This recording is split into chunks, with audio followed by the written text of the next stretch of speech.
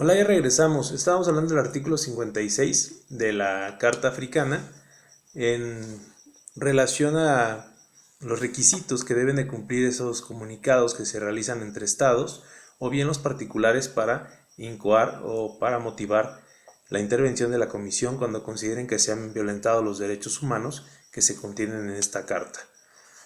Uno de esos requisitos es que los autores se identifiquen, teniendo como ejemplo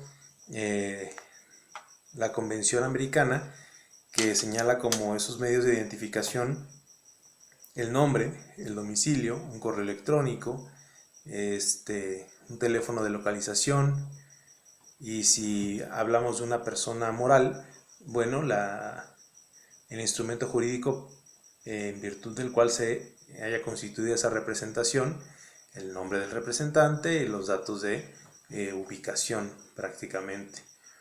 También nos dice que deben de ser compatibles esos comunicados con los derechos contenidos en la Carta y con la Carta de la Organización para la Unidad Africana. No deben de ser escritos en lenguaje despectivo o bien en un lenguaje insultante dirigido contra el Estado, contra las instituciones o contra la Organización de la Unidad Africana. No pueden estar basados en noticias difundidas por medios de comunicación, no pueden versar sobre conflictos que ya han sido solucionados por los estados involucrados y bueno, se tienen que agotar los recursos locales para que dentro de un plazo razonable se pueda remitir a la comisión esta petición. Bueno, vamos a hablar ahora de la Corte Africana. Esta corte se compone de 11 jueces, los cuales son electos por un periodo de 6 años, son reelegibles. Es un solo juez por nación, no puede haber dos jueces de la misma nacionalidad en la corte. Los jueces tienen que realizar actividades que no pongan en riesgo el desempeño imparcial del cargo que les fue encomendado. Sabemos que también deben de ser unas personas que tengan buena reputación, que gocen de una alta calidad moral, que tengan preferentemente estudios en derecho, preferentemente, lo aclaro. Pasando a la cuestión jurisdiccional de la Corte en su protocolo contempla 3 jurisdicciones: la contenciosa, la consultiva y la arbitral.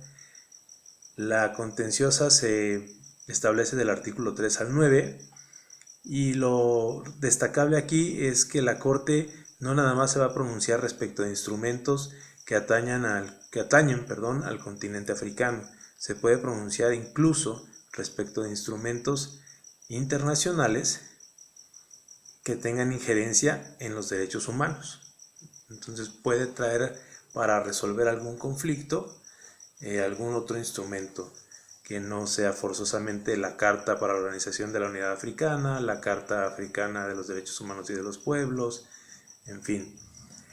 En cuanto a la jurisdicción consultiva, en el artículo 4, su nombre lo dice, la Corte puede emitir dictámenes respecto de puntos que le sometan a consideración los estados respecto a los que haya duda, ¿no?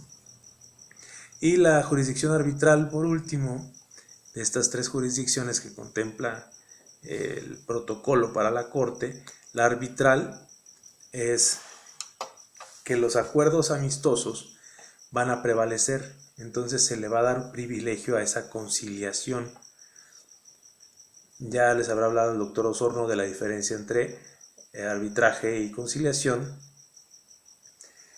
Aquí, por ejemplo, la facultad de la comisión no se establece en cómo se puede activar, cuál es el mecanismo para solicitar la conciliación.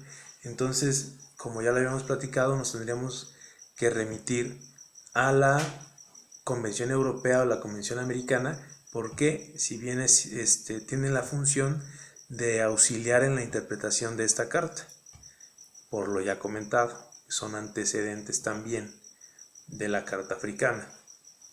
¿Cómo es el procedimiento ante la Corte?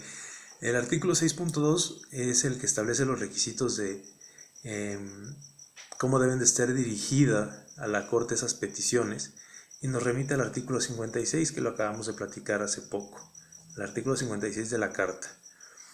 Dentro del periodo de instrucción y juicio, las audiencias son públicas, puede haber asistencia gratuita para las partes, siempre y cuando el interés de la justicia lo requiera, así lo señala, y sería interesante que ustedes me ayudaran en esta investigación a determinar si ya hay algún criterio por parte de la Corte jurisprudencial o en alguna resolución en el que se haya establecido a qué se refiere el interés de la justicia cuando el interés de la justicia lo requiere.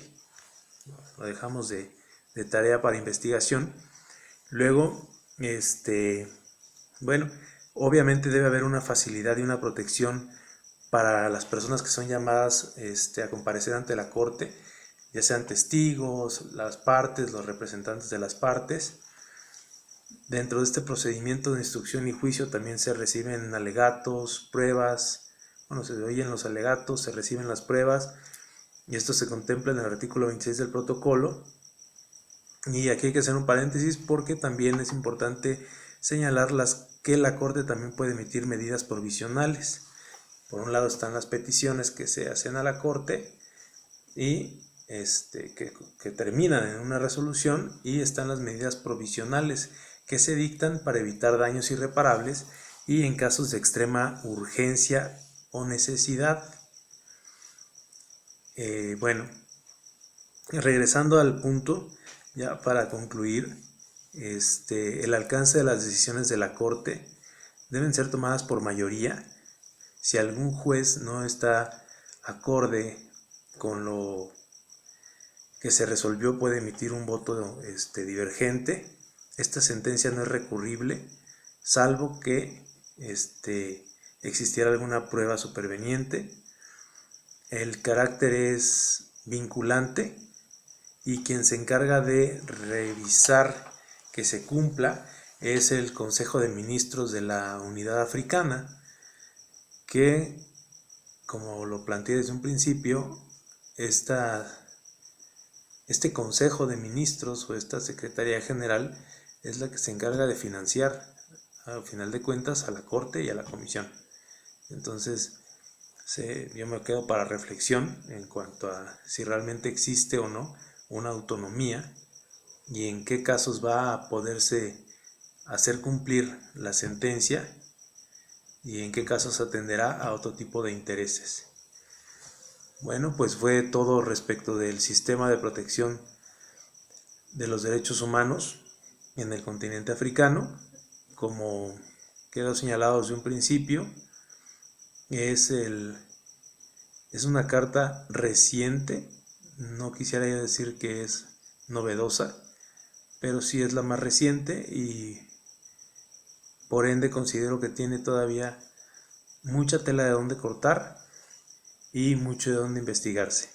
Espero que esto haya sido útil para ustedes. Me despido y que tengan buenas noches.